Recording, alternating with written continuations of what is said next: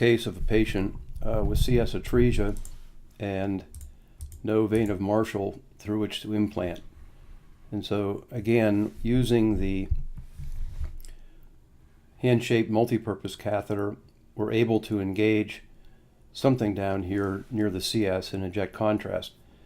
When you see this, it strongly suggests CS atresia. So we probed with counterclockwise torque using the multi-purpose guide as indicated here. Another thing that's sometimes used is an AL2 or AL3.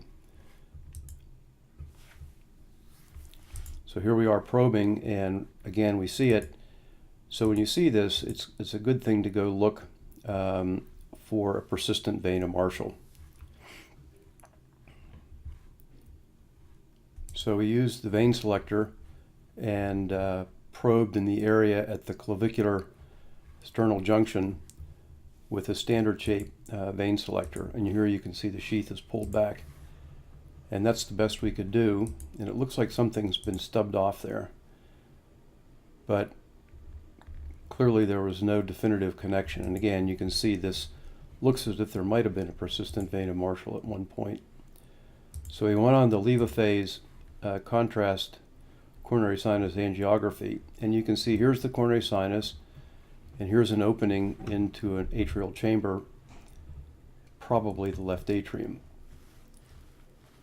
So again, the same maneuver, leave a phase, and you see contrast filling. And it can be very confusing as to whether it's the right atrium or the left atrium.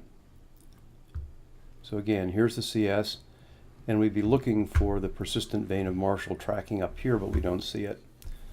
So didn't want to give up, so we went back to see if we could get another way of getting access. And we did get a wire in and switched the AL2 for a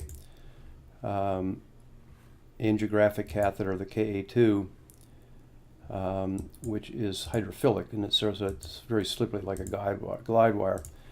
We were able to get in there and inject, and now you see in great detail the coronary sinus, the middle cardiac vein, the side branches, and this structure right here, which I would consider to be the remnant of a patient vein of Marshall that was occluded at some point, maybe related to the previous leads. But in any event, we were able to well outline the coronary sinus, but never to get in to implant the leads. And you can see we have a nice stain down here.